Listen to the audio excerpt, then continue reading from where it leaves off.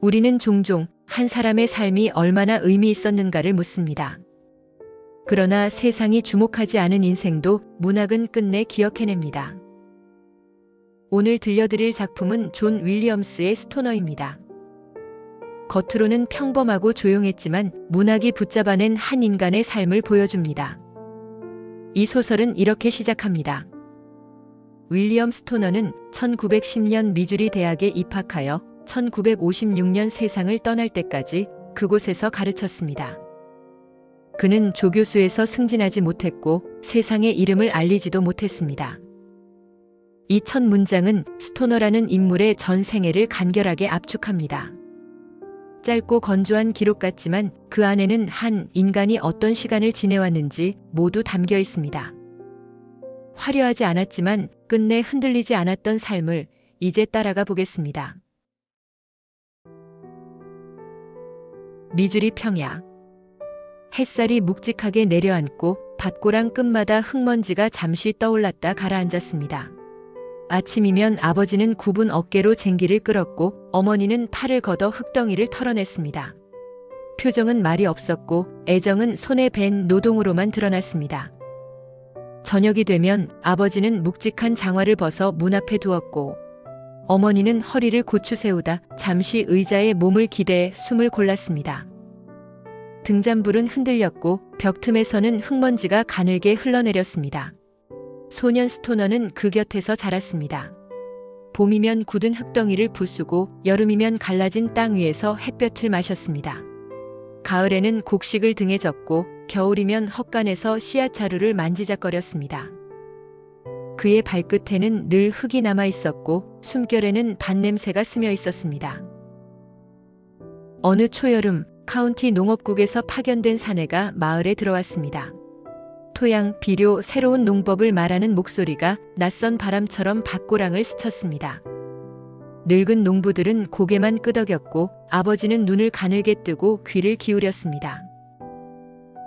그날 저녁 식탁에 빵과 우유가 놓였을 때 아버지는 아들을 똑바로 바라보았습니다. 손등은 갈라져 있었고 목소리는 낮았으나 단호했습니다. 농대를 가거라. 흙을 베우면 땅을 더 낮게 만들 수 있다. 아버지의 눈가에는 오래된 피로와 함께 농부로 살아온 세대를 아들에게 넘기려는 뜻이 드러났습니다. 떠나는 날 그는 셔츠와 노트, 연필과 면도칼을 가방에 넣었습니다. 마지막으로 망설이다가 작업용 장갑을 꺼내 책 사이에 끼웠습니다. 거친 실밥이 손끝에 닿았고 흙냄새가 종이에 스며든 듯 했습니다. 그의 발걸음이 농가를 떠날 때 아버지는 마당에서 묵묵히 굽은 허리를 세웠고 어머니는 현관 기둥에 몸을 기대고 서 있었습니다. 그들의 눈빛은 오래도록 따라왔지만 끝내 말은 닿지 않았습니다. 첫 강의실. 낯선 벽돌 건물은 여전히 새 냄새를 품고 있었습니다. 높은 창으로 가을빛이 흘러들어 먼지와 함께 책상 위에 내려앉았습니다. 의자는 삐걱거렸고 칠판에는 반쯤 지워진 숫자와 도표가 남아 있었습니다. 토양학 교수는 토양의 산성 정도와 비료의 비율을 적어 내려갔습니다. 손끝에는 분필 가루가 묻었고 목소리는 숫자를 나열하듯 무겁게 울렸습니다. 스토너는 노트에 도표를 옮겼습니다. 그러나 눈은 오래 머물지 못했습니다. 창밖으로 바람이 스쳤고 그 소리에 마음이 흔들렸습니다. 실험실 흙 표본과 종이 위 기록은 생생했지만 그것이 자신의 삶과 이어지는 길은 보이지 않았습니다. 어느 날 스토너는 발걸음을 영문학 강의실로 옮겼습니다. 교탁 앞에는 아처 슬론 교수가 서 있었습니다. 어깨는 약간 굽었고 눈빛은 날카로웠지만 그 속엔 빛이 어려 있었습니다. 책을 펼치는 손가락에는 오래된 잉크 자국이 남아 있었습니다. 오늘은 셰익스피어의 소네트 73을 읽겠습니다. 교실의 웅성거림은 곧 사라지고 낯선 단어가 공기 위에 드리워졌습니다. 너는 황혼을 보리라. 햇살이 사라지는 때, 어둠이 세상을 잠식하는 시간. 이미지들이 한 줄씩 내려앉을 때 스토너의 어깨가 얼어붙었습니다. 연필 끝이 멈추고 시선은 허공에 붙들렸습니다. 슬로는 고개를 들었습니다. 자네는 어떻게 읽었나? 시선을 천천히 옮기다가 결국 스토너의 자리에서 멈췄습니다. 입술이 달싹였지만 목소리는 나오지 않았습니다. 책장을 한 번 더 넘기는 신용만 했습니다. 분필이 칠판을 스치며 단어를 지웠다가 다시 적었습니다. 낡은 문장이 다시 살아났습니다. 스토너는 깨달았습니다. 씨앗이 흙에서 자라듯 단어도 문장 속에서 자라난다는 것을. 슬론의 목소리가 다시 이어졌습니다. 지금 들은 걸 자네 말로 적어보게. 그 말은 가르침을 넘어 초대처럼 울렸습니다. 스토너는 펜을 들어 서툰 글씨로 첫 문장을 더듬었습니다. 그는 점점 몸으로 느꼈습니다. 자신이 붙들고 있던 것은 흙의 무게가 아니라 말의 무게였음을. 대학원 시절 스토너는 고든 핀치와 데이브 마스터스와 자주 어울렸습니다. 핀치는 넉넉한 체격과 호탕한 웃음으로 사람들을 편하게 했고, 마스터스는 마른 체구의 날카로운 눈매로 냉소와 유머를 오가면서도 책 앞에서는 누구보다 진지했습니다.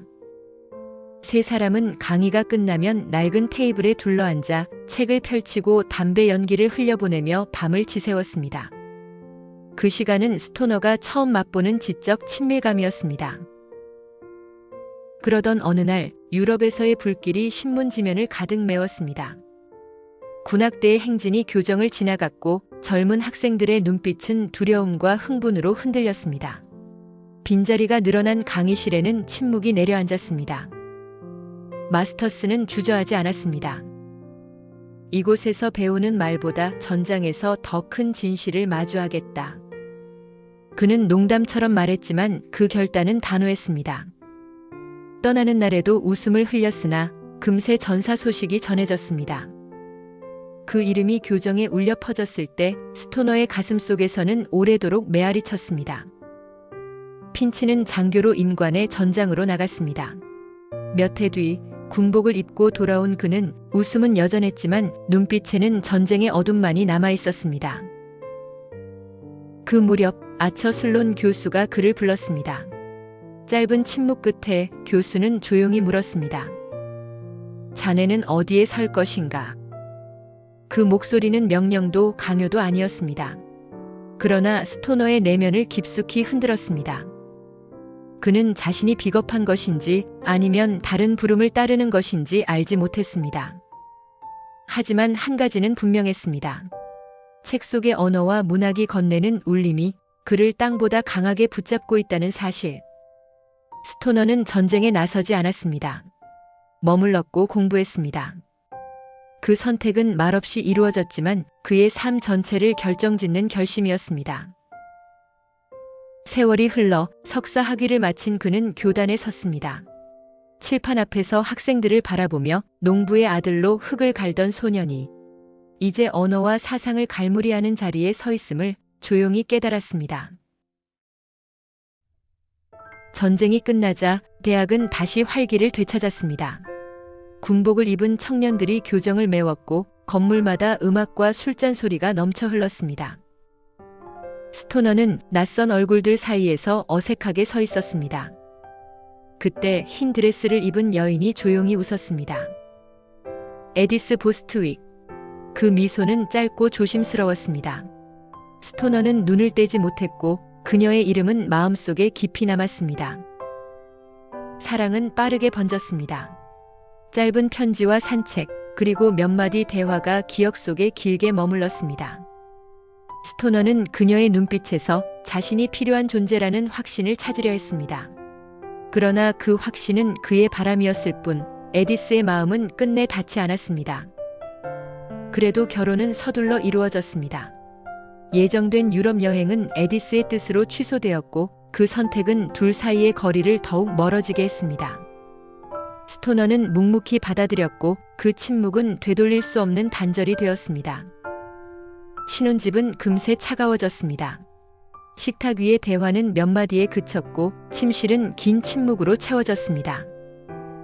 에디스는 남편을 곁에 두고도 사랑을 느낄 수 없음을 스스로 알았습니다. 그녀는 그 고백을 삼킨 채 창밖의 어둠을 바라보며 자신을 고립시켰습니다. 몇 해가 흐른 뒤 에디스는 아이를 원한다고 말했습니다. 스토너는 그것을 가정의 회복이라 믿었습니다. 그러나 에디스에게 그것은 단지 공허를 채우려는 시도일 뿐이었습니다. 곧 딸 그레이스가 태어났습니다. 작고 연약한 울음은 집안의 공기를 바꾸어 놓았습니다. 스토너는 그 작은 몸을 품에 안으며 삶의 이유가 거기 있음을 깨달았습니다. 그러나 에디스는 출산 뒤 거의 1년을 침대에서 보냈습니다. 아기의 울음에도 반응하지 못했고 어머니라는 자리를 받아들이지 못했습니다. 스토너는 강의 시간을 쪼개어 딸을 돌봤습니다. 아침이면 분유 냄새가 손끝에 남았고 밤이면 아기의 호흡이 그의 어깨를 스쳤습니다. 그 순간 그는 말로 할 수 없는 충만함에 사로잡혔습니다. 그 시간 속에서 아버지와 딸 사이의 유대는 점점 깊어졌습니다. 스토너는 깨달았습니다. 문학이 그의 정신을 지탱한다면 그레이스는 그의 삶을 지탱하는 존재라는 것을. 세월이 흐르면서 에디스는 점차 스토너를 딸에게서 멀리 떼어놓기 시작했습니다. 아버지가 책을 읽어주려 하면 그녀는 곧장 방문을 열고 들어와 아이를 데려갔습니다. 놀이를 막아섰고 작은 웃음을 나누는 순간조차 끊어냈습니다. 결혼 생활의 공허함을 메우려는 그녀의 시선은 점점 그레이스로 향했습니다. 남편을 밀어내는 대신 아이를 자기 편으로 묶어두려 했습니다. 집안의 분위기는 점점 굳어졌습니다. 식탁 위에는 은식기 부딪히는 소리만 남았고 스토너는 가장이 아니라 구석에 놓인 그림자처럼 느껴졌습니다. 늦가을, 스토너는 고향으로 돌아갔습니다. 아버지의 집은 예전보다 더 작아 보였습니다. 문지방에 걸터앉은 그의 모습은 이미 늙은 나무 같았습니다. 굽은 어깨와 흙을 쥔 두 손은 더 이상 힘을 주지 못했고 숨결은 흩어지는 흙먼지처럼 짧게 끊겼습니다. 얼마 지나지 않아 아버지는 눈을 감았습니다. 남겨진 어머니의 등은 의자에 기댄 채 앞으로 기울었고 그 눈빛은 멀리 흩어지는 불빛처럼 흔들렸습니다. 그리고 그녀 역시 고요히 마지막 숨을 거두었습니다. 스토너는 삽을 들었습니다. 흙은 축축했고 삽 끝에서 떨어지는 덩어리마다 낯선 냄새가 스며올랐습니다. 그는 부모를 나란히 묻었습니다. 두 흙무덤은 낮게 솟아있었고 그 앞에 선 그는 발걸음을 옮기지 못한 채 한동안 서 있었습니다. 11월의 바람은 매서웠습니다. 옷깃을 깊이 파고들었고 발밑의 흙은 서늘하게 얼어 있었습니다. 바람은 낙엽을 몰아쳤고 그 소리가 가슴 깊은 곳을 스쳤습니다. 소멸은 이렇게 조용히 다가오는 것이었습니다. 한 세대가 흙으로 돌아가는 자리에서 떠받치던 기둥이 무너져 내리는 것을 느꼈습니다. 언젠가 자신 또한 이 자리에 눕게 되리라는 상상도 스쳐갔습니다. 그러나 오래 머무르지는 않았습니다. 스토너는 묘지를 등지고 돌아섰습니다. 뒤돌아보지 않았습니다. 무너진 기둥이 사라진 자리에서 그를 붙잡아 줄 것은 책과 강의실 뿐이었습니다. 흙과 소멸의 기억은 마음에 남았지만 그 기억은 오히려 더 깊이 학문 속으로 밀어넣었습니다. 세월이 흘러 고든 핀치는 학장으로 승진했습니다. 군 시절의 경험은 그의 어조를 묵직하게 했습니다. 핀치는 여전히 스토너를 따뜻하게 대했지만 그 따뜻함은 더 이상 친분이 아니라 행정가로서의 계산된 태도였습니다. 그 무렵 대학원생 찰스 워커가 스토너의 강의실에 앉았습니다. 눈꺼풀은 늘 반쯤 감겨 있었고 내놓은 과제는 허술했습니다. 토론 자리에서는 말이 빙빙 돌다가 먹곤 했습니다. 스토너는 몇 번이고 기회를 주었지만 끝내 돌아온 건 변명뿐이었습니다. 결국 낙제는 피할 수 없었습니다. 문제는 구두 시험에서 터졌습니다. 위원회 자리에 앉은 워커는 긴장했지만 그 대답은 여전히 허술했고 말은 겉돌았습니다. 스토너는 차분히 질문을 던졌고 워커는 점점 말문이 막혀갔습니다. 그때 위원장 로맥스가 개입했습니다.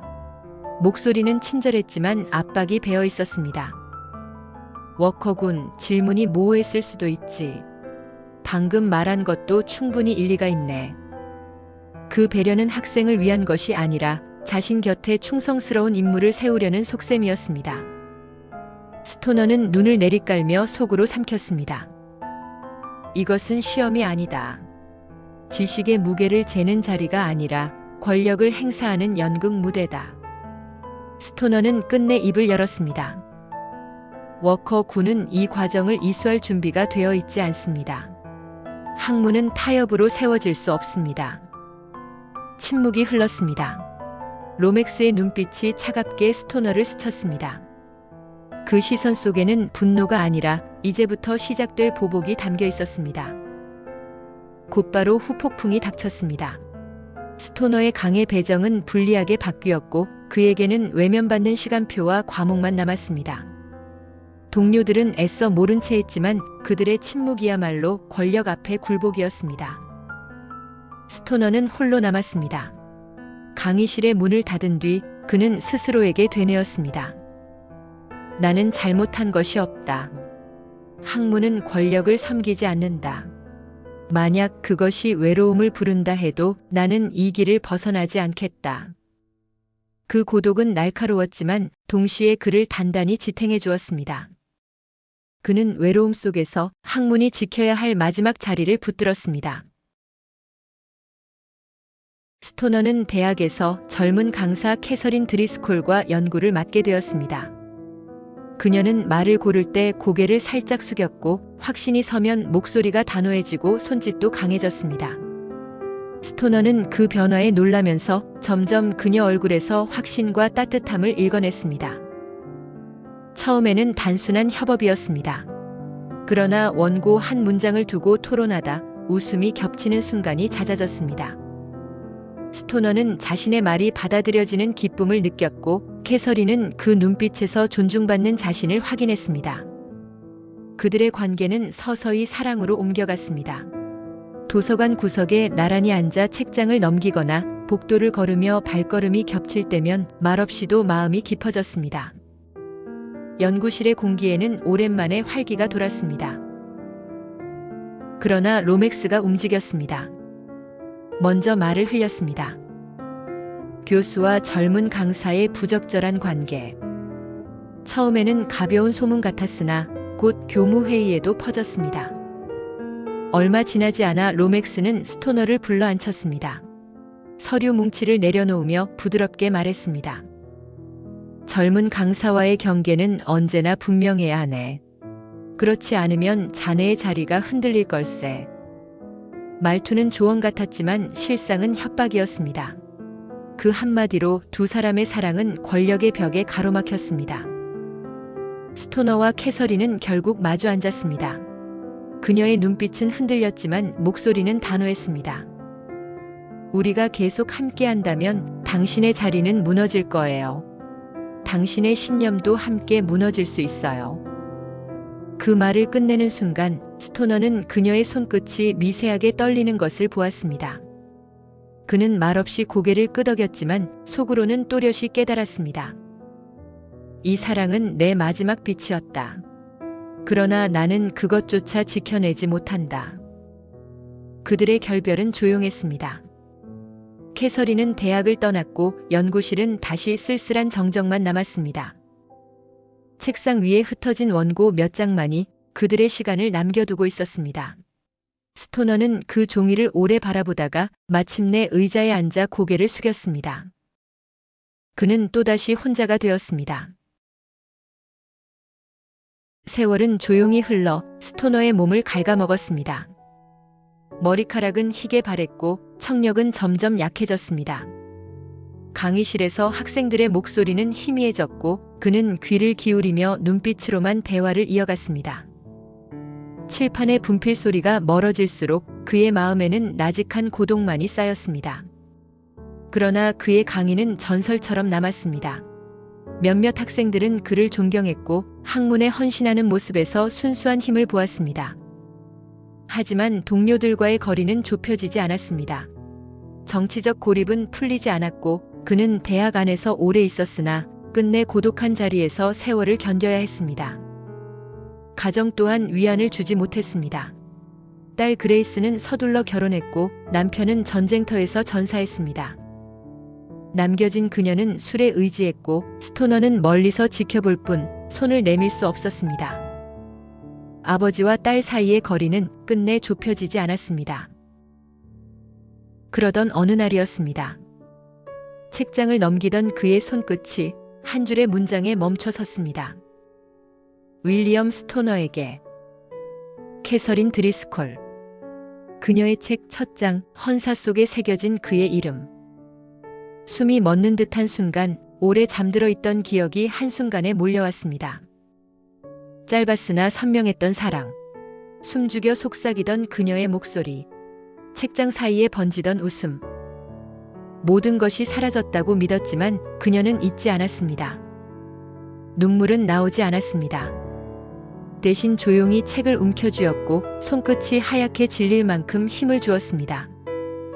가슴 한복판에서 무언가 터져나왔고 억눌러둔 감정이 파도처럼 부서졌습니다. 그제야 알았습니다. 그의 삶이 완전한 실패는 아니었다는 것을. 사랑은 존재했고 한때 그는 누군가에게 전부였습니다. 병은 서서히 그의 몸을 잠식했습니다. 침대에 누운 그는 딸과 어설픈 화해의 시간을 가졌습니다. 많은 말은 없었습니다. 그저 조용히 손을 맞잡았을 뿐이었습니다. 그 손끝의 떨림 속에서 오랫동안 전하지 못한 애정이 짧고도 분명하게 스며들었습니다. 마지막 순간이 다가왔을 때 스토너의 마음속에는 문장 하나가 떠올랐습니다. 결국 무엇을 기대했던가. 분노도 원망도 아니었습니다.